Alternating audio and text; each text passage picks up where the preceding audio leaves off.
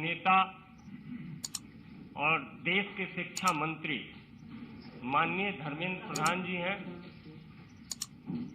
हमारे पार्टी के राष्ट्रीय महामंत्री श्री अरुण सिंह जी हैं और भारतीय जनता पार्टी के राष्ट्रीय मीडिया प्रमुख मुख्य प्रवक्ता सांसद अनिल बलूनी जी हैं। निरंतर भारत के माननीय प्रधानमंत्री नरेंद्र मोदी जी के प्रति विश्वास प्रकट करते हुए और विकास की मुख्य धारा में साथ रहते हुए देश के वरिष्ठ नेताओं का पार्टी के अंदर पार्टी के प्रति आस्था प्रकट करते हुए सदस्यता ग्रहण कर रहे हैं। ऐसे में बिहार की राजनीति में जंगल राज से परिवर्तन के सूत्रधार और पूर्व भारतीय प्रशासनिक सेवा के वरिष्ठ अधिकारी, पूर्व केंद्रीय मंत्री और सबसे विशेष बात जनता दल यू के पूर्व राष्ट्रीय अध्यक्ष माननीय रामचंद्र प्रसाद सिंह जी को माननीय धर्मेंद्र प्रधान जी से आग्रह होगा आज पार्टी की विधिवत सदस्यता ग्रहण करें।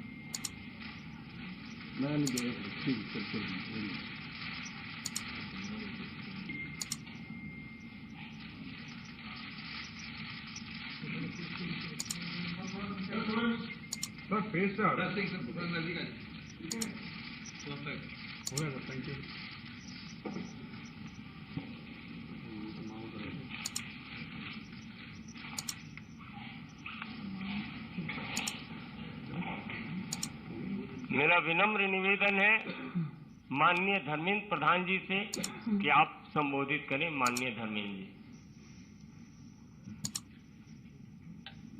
धन्यवाद संजय जी। मित्रों, मैं भारतीय जनता पार्टी में औपचारिक रूप में आदरणीय श्री आरसीपी सिंह जी को स्वागत करता हूं। आरसीपी सिंह जी आज से प्रधानमंत्री नरेंद्र मोदी जी की नेतृत्व में, आदरणीय जगत प्रकाश नड्डा जी की नेतृत्व में भारतीय जनता पार्टी की एक कार्यकर्ता के नाते काम करेंगे। मित्रों, संजोग से मेरा भी कुछ दिन बिहार से संपर्क रहा। मैं बिहार की भारतीय जनता पार्टी की कार्यकर्ता के रूप में काम किया, जिसके बारे में संजय जी ने उल्लेख किया। बिहार में एक कानून की राज स्थापित हो, बिहार में विकास हो, बिहार में महिलाओं की सुरक्षा बढ़े, नागरिकों की सुरक्षा बढ़े, नौजवानों को अवसर मिले, इस प्रकार की राजनीतिक मुद्दे पे अटल जी की मार्गदर्शन में, स्वर्गीय जॉर्ज फर्नांडिस की मार्गदर्शन में एक राजनीतिक गठबंधन हुई थी। आज की बिहार को पटरी में रखने के लिए उस गठबंधन की बड़ी भूमिका रही। कई दिनों तक हम लोगों ने उस एक्सपेरिमेंट को चलाया, लेकिन उस एक्सपेरिमेंट को अपने निहित राजनीतिक उद्देश्य से, अपने निजी राजनीतिक एम्बिशन को चरितार्थ करने के लिए बिहार की मौजूदा मुख्यमंत्री नीतीश कुमार जी बार बार उस पे पीछे से छुराघात करते रहे। तभी जब हम काम इकट्ठा करते थे, हम रामचंद्र बाबू जी से बातचीत भी करते थे। जो पहली बार भी नीतीश जी 2012 में 12 में होगा ना, पहली बार वो छोड़े 12 में, 2013 में जब छोड़े तब भी रामचंद्र बाबू उनके हाथ पकड़े थे। ये बिहार की मैंडेट नहीं था। बिहार की विकास चाहिए, बिहार के अंदर सुशासन चाहिए, लेकिन अपने राजनीतिक मर्यादा में रहते हुए उन्होंने उसको संभालने का कोशिश किया था। दोबारा उस राजनीतिक मैंडेट को पुनः प्रतिष्ठित करने के लिए उन्होंने काम किया। भारतीय जनता पार्टी की राष्ट्रीय नेतृत्व की साथ वार्ता करके फिर बिहार में कानून की राज हो, सुशासन हो, उसकी प्रयास किया। केंद्र में मंत्री भी रहे। मंत्री रहने के पहले भी मैं जितना रामचंद्र बाबू को जानता हूं, कुछ विषय में रामचंद्र बाबू अपने आप एक मूल्यों के साथ खुद को बार बार जोड़ा। संसद कई प्रकार के विचार की एक मंच होता है। मैंने रामचंद्र बाबू को भाषण करते हुए बार बार देखा, इस देश के बुनियादी मुद्दों पे, विशेष करके किसानों के मुद्दे पे, पूर्व भारत के मुद्दे पे, देश की पिछड़े समाज की हितों की रक्षा करने के मुद्दे पे और राष्ट्रीय स्तर पे सरदार वल्लभ भाई पटेल की अस्मिता के बारे में कभी भी बात हो, कभी भी चर्चा हो, उसमें रामचंद्र बाबू मुखर होते थे। उस समय में वो दल नहीं दिखते थे, एक कॉज के साथ खुद को आइडेंटिफाई करते थे। मैं निश्चित रूप में बिहार की जो वर्तमान राजनीतिक स्थिति है और आरसीपी सिंह जी की ख्याति है, जनता दल यू को एक राजनीतिक प्रक्रिया करके आज की जो रूप उनकी है उसको खड़ा करने में आरसीपी सिंह जी की बहुत बड़ी भूमिका रही है। एक प्रकार से भारतीय जनता पार्टी की जैसे एक संगठन मंत्री की भूमिका रहती है, पीछे से चीजों को मजबूती से रीढ़ की हड्डी की तरफ वो उसको संभाले थे।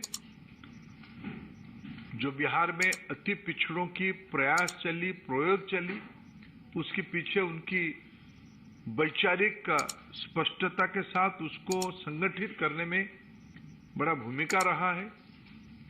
मैं बिहार में काम किया हूं। पंचपोनिया समाज में रामचंद्र बाबू जी की पहचान और प्रवेश मैं खुद एक कार्यकर्ता रूप में जानता हूं। अति पिछड़ों में क्या विश्वसनीयता आरसीपी सिंह जी की है मैं जानता हूं। ऐसे एक नेता को आज प्रधानमंत्री जी के नेतृत्व में हमें शामिल करते हुए गौरव होता है। आरसीपी सिंह जी की बिहार में भारतीय जनता पार्टी में योगदान करना पार्टी को वहां और मजबूत करने में निश्चित रूप में मदद होगा।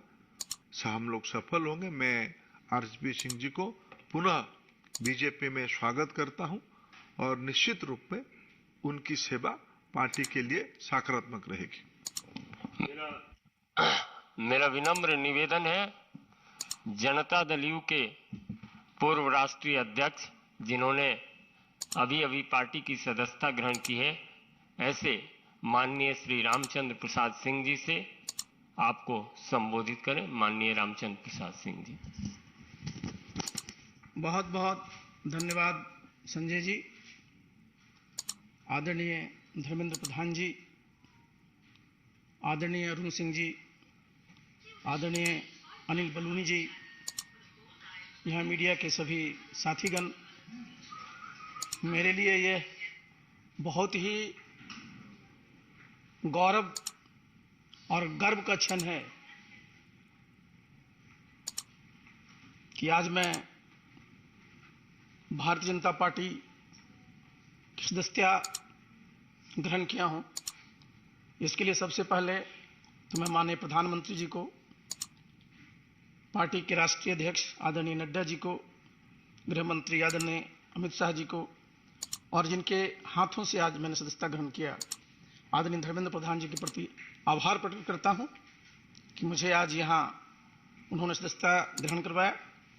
और मैंने इसलिए अपना बताया कि गौरव की बात है कि आज आप देखिए विश्व की सबसे बड़ी आबादी का देश भारतवर्ष है, सबसे बड़ा लोकतंत्र भारतवर्ष है, और इस भारतवर्ष में सबसे बड़ी जो पॉलिटिकल पार्टी है, जो राजनीतिक दल है, वो भारतीय जनता दल है, भारतीय जनता पार्टी है। और इसकी सदस्यता ग्रहण करने में सचमुच अपने आप में गौरव महसूस होता है। और जितनी बात कह रहे थे अभी धर्मेंद्र जी, अभी मैं सुन रहा था, रोज मैं सुनता रहता हूं, आज भी आप सुनते रहते हैं, जो हमारे पहले नेता थे वो क्या बोलते हैं कि देश में कोई काम नहीं हो रहा है। हमने कई बार उनको आईना दिखाने की कोशिश की कि अगर कोई काम नहीं हो रहा है तो नीतीश बाबू ये बताएं कि आज भारतवर्ष दुनिया में 5वीं सबसे बड़ी अर्थव्यवस्था है। ये कैसे हुआ? ऐसे तो नहीं हुआ। आज अभी मैं आया यहां, उसके पहले मैं देखा मुंबई में उनका प्रेस कॉन्फ्रेंस चल रहा है, बड़ी बड़ी बातें कर रहे हैं। गए किस काम के लिए? जरा सोचिए कि देश कहां चला गया और बिहार आज भी कहां है। पहले क्या बात करते थे वो? जब भी उनके पास जाइए कहेंगे मैं बिल्कुल क्राइम के खिलाफ हूं, करप्शन के खिलाफ हूं। उनको सी शब्द से बड़ा प्रेम रहता है, लेकिन सी से चेयर भी होता है, तो कुर्सी के लिए ही आजकल सब काम में लगे। आप बिहार में चले जाइए साहब, बता रहे थे धर्मेंद्र जी कितनी मेहनत की गई थी जब 2005 में सरकार बनी थी एनडीए की, किस प्रकार से वहां कानून का राज स्थापित किया गया था, किस प्रकार से सब व्यवस्था की गई थी। और आज बिहार में जाइए सब तार कतार हो गया। 2005 से भी बुरी स्थिति होगी कैसे नहीं साहब? आप एक मुख्यमंत्री का नाम बता दीजिए पूरे देश में जो 3 दिन में 3 प्रदेश में है। एक दिन उड़ीसा में, दूसरे दिन झारखंड में, तीसरे दिन महाराष्ट्र में। किस काम के लिए है? बिहार की जनता ने उनको मैंडेट दिया था, बिहार को विकसित प्रदेश बनाएंगे, बिहार में जो बेरोजगारी है उसको खत्म करेंगे, बिहार के जो बेरोजगार नौजवान उनको नौकरी देंगे। और आप लगे हुए कहां है?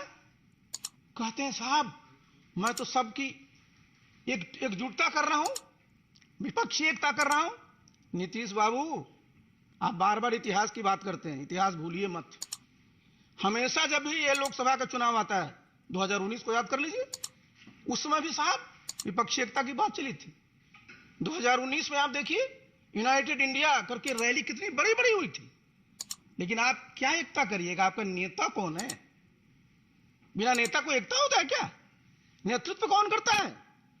और इस देश का जरा दुर्भाग्य देखिए साहब, जब 1989 के बाद से देखिए 2004 तक कितने प्रधानमंत्री हुए, कितने वर्षों में देश की स्थिति क्या हो गई?